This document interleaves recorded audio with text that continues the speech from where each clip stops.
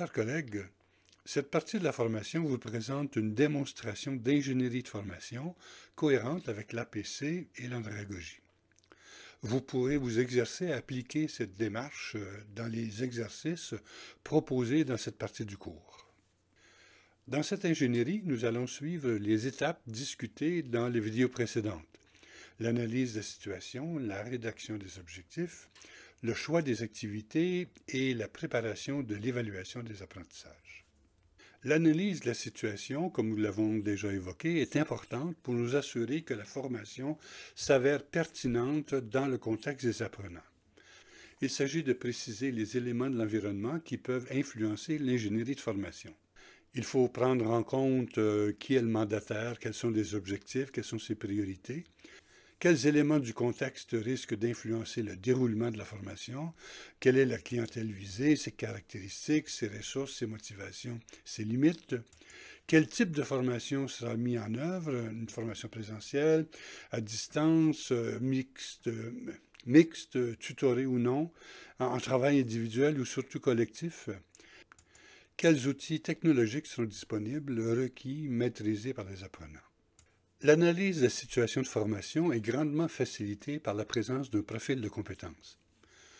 Lorsque nous avons élaboré le profil de compétences du chef d'établissement scolaire en République centrafricaine, les participants ont identifié toutes les tâches dont les chefs d'établissement sont responsables.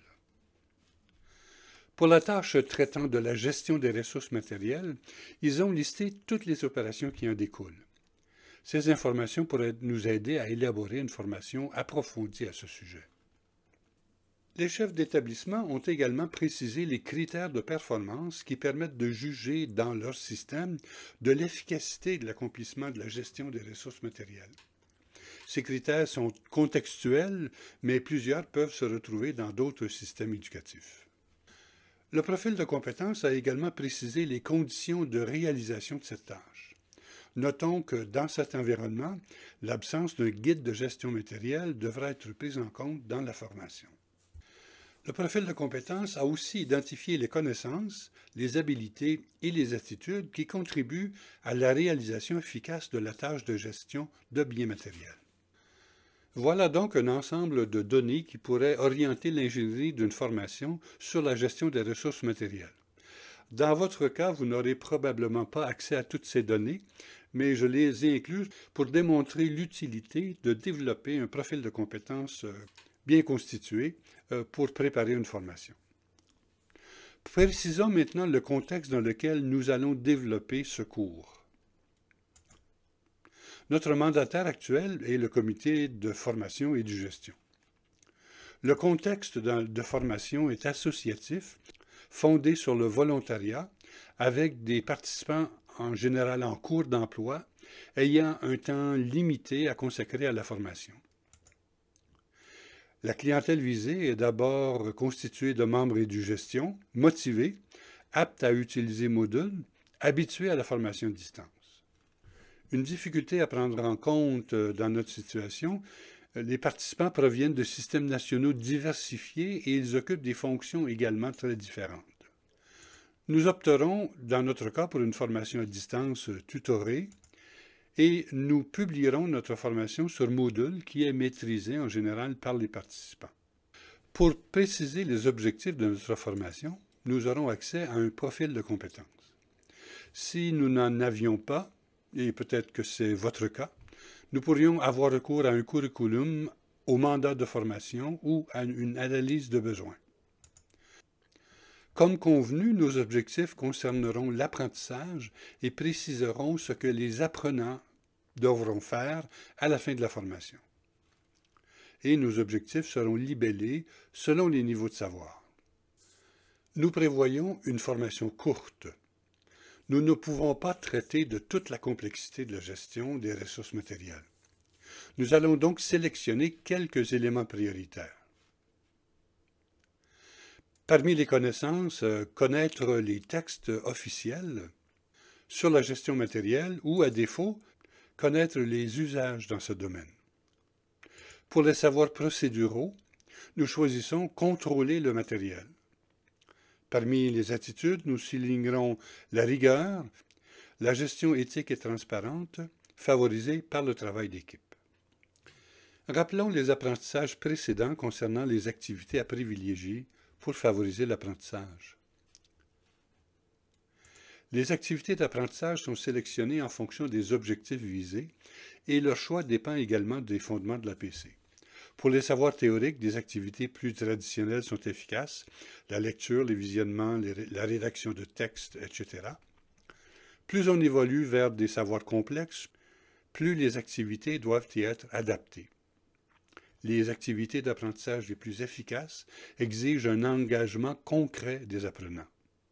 Cette pyramide illustre les activités plus susceptibles de favoriser une construction active d'apprentissage. Par exemple, des discussions de groupe, des apprentissages par la pratique, des résolutions de problèmes, des études de cas, des mises en situation, des simulations, des expérimentations, des projets individuels ou collectifs.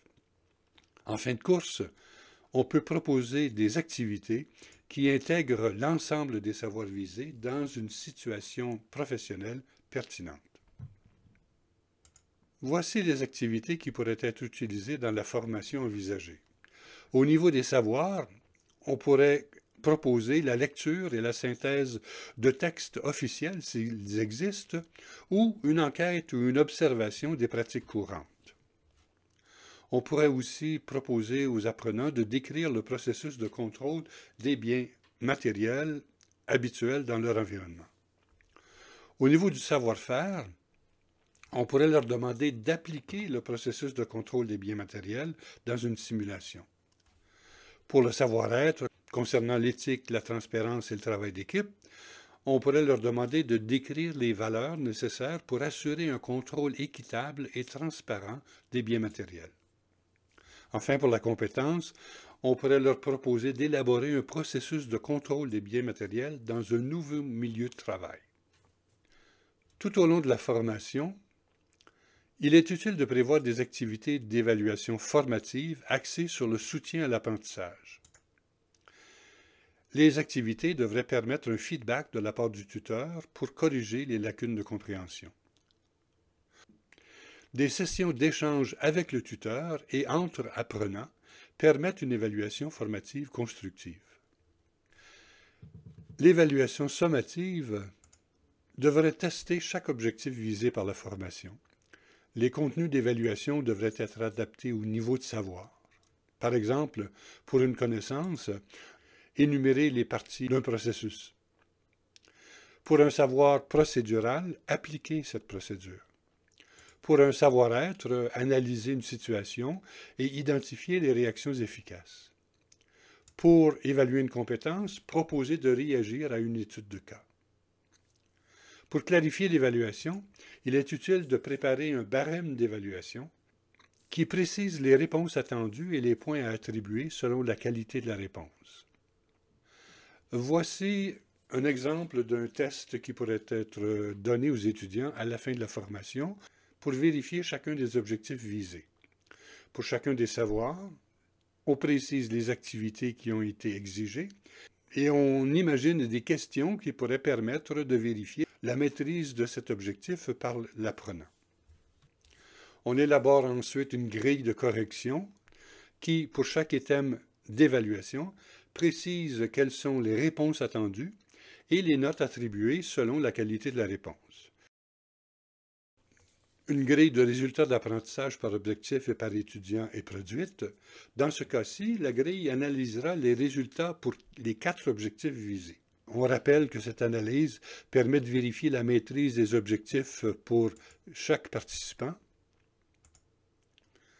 ainsi que sa moyenne. Elle permet de vérifier également les résultats obtenus par objectif, ce qui permet de savoir quels objectifs ont été maîtrisés ou non. Et elle facilite également une vision du résultat global de la formation. Enfin, toutes ces données peuvent être intégrées dans un tableau synthétique qui donne une vue d'ensemble du contenu et du déroulement de la formation. Vous pourrez consulter le tableau de découpage élaboré pour cette formation dans les ressources du cours. Une fois complété, ce tableau permet de vérifier si on a respecté le processus d'apprentissage soutenu par l'APC. Par exemple, a-t-on prévu une activité d'exploration pour faire le lien entre les objectifs du cours et les besoins des apprenants? A-t-on inclus des étapes d'apprentissage de base et d'entraînement? À la fin de la formation, est-ce qu'on propose des ressources ou des activités pour le transfert et l'enrichissement? L'analyse de la grille nous aide à vérifier également si notre ingénierie respecte les principes de l'andragogie. Par exemple, est-ce qu'on a pris en compte l'expérience des apprenants et le contexte de l'environnement? A-t-on inclus des activités de résolution de problèmes récurrents dans le milieu professionnel des apprenants, etc. Comme vous pouvez le constater, l'ingénierie de formation est complexe.